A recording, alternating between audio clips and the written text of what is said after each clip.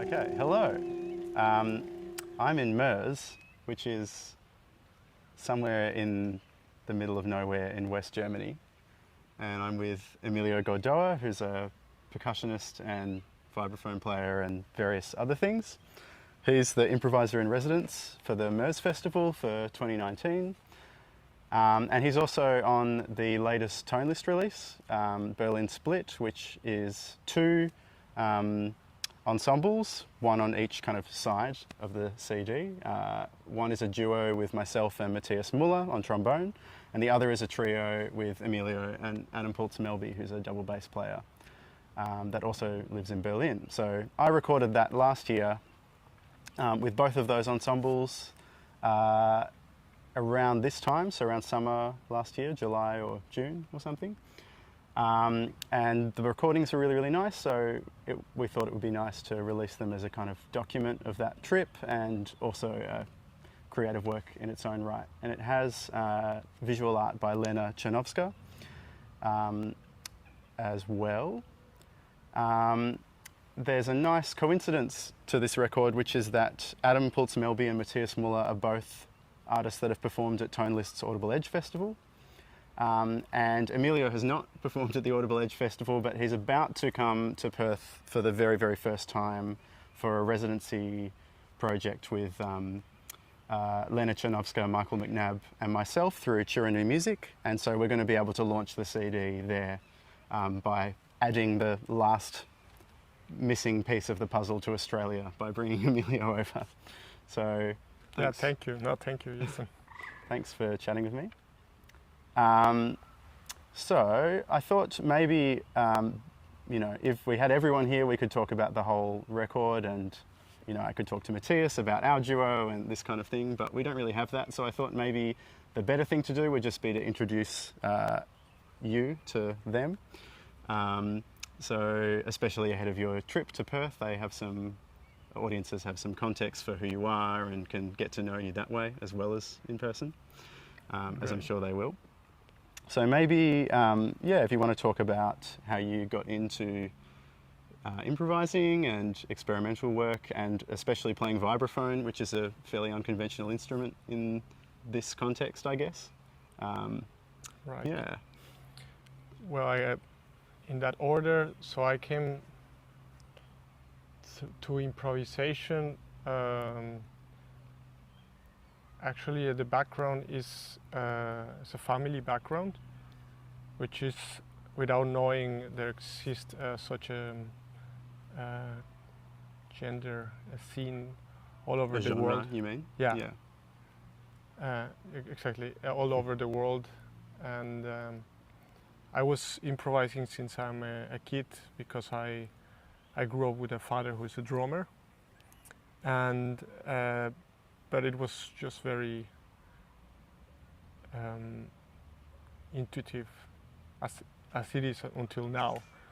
But what I mean, it was not based on hearing anything else as an example to keep going. And then for a long time there was a big gap where I just dedicate to the music academy. It was a private school that's called CM, where I was more focused on composition. And during this time, I was in silence, no playing. Right. Yeah, Just writing scores. just writing scores, doing analysis, Wow. listening a lot of music. It's so hard to imagine you being like that. Yeah, yeah.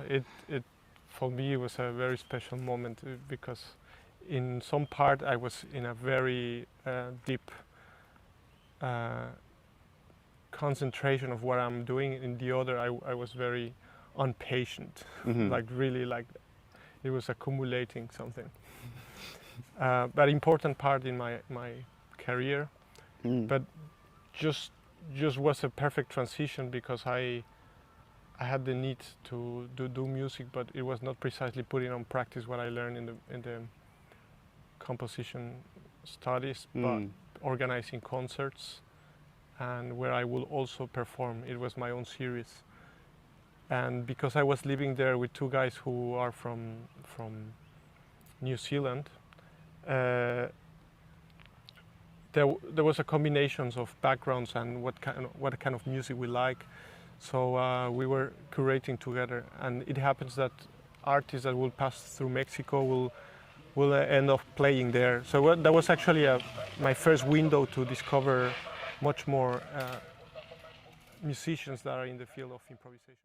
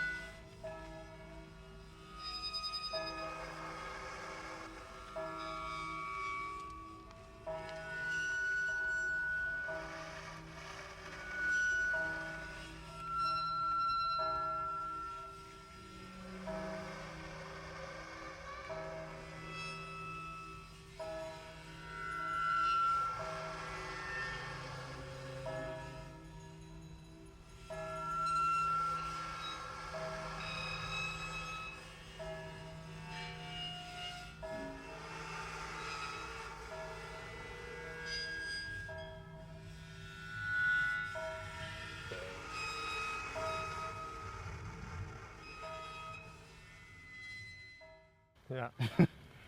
So, when did you move to Berlin, and how was that?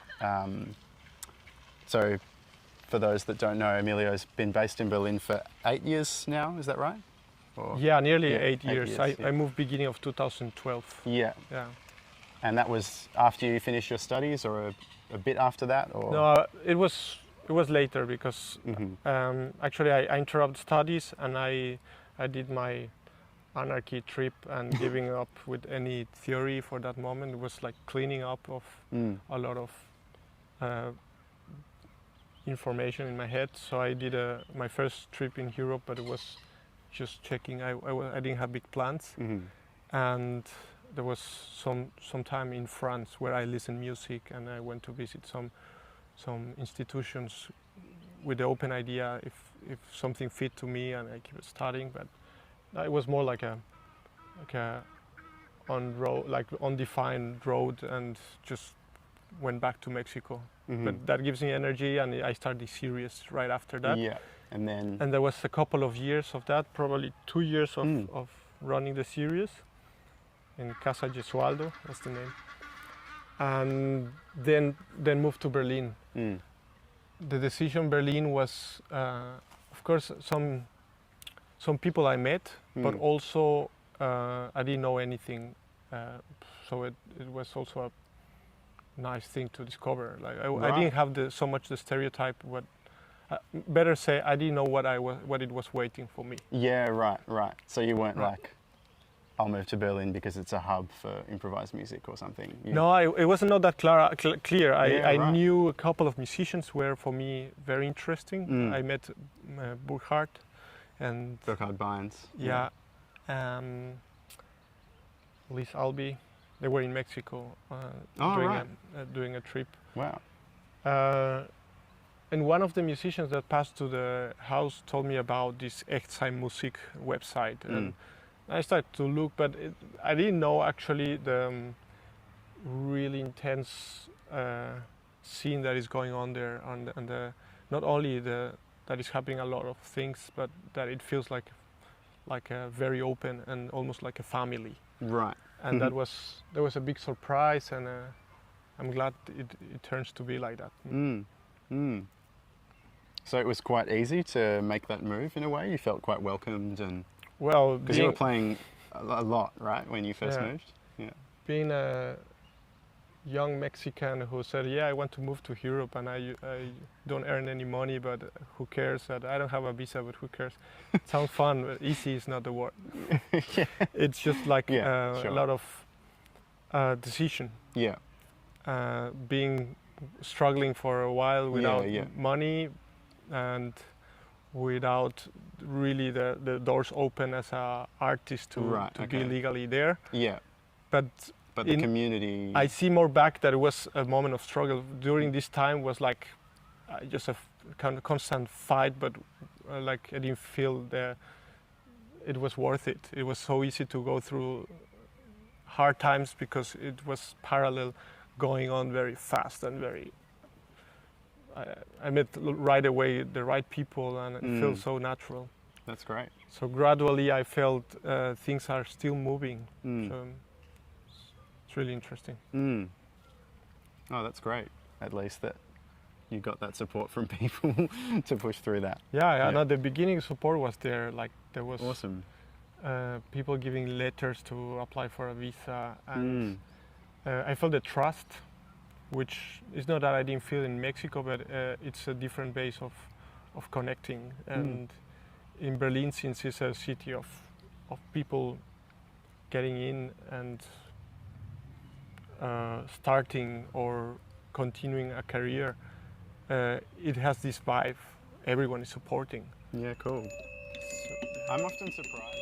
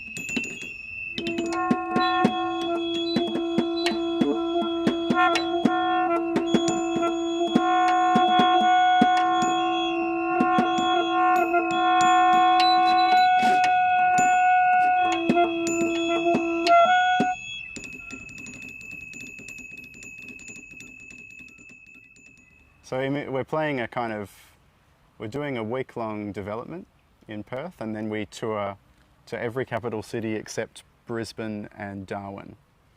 So, and there's a few regional concerts as well, so it's a really busy project. It's incredibly busy. So what I expect that at the end we still like talking to each other.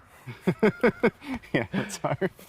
No. What I expect is there is things that I don't see usually and things that I identify, and that's what I expect. Cool. Yeah. Also, like precisely having the energy for switching between one city to the other with such a schedule, and really have a clean mind to release all of this, Mm. which is very probable. Mm. No stomach problems or Yeah, let's hope. big headaches. Yeah. Yeah.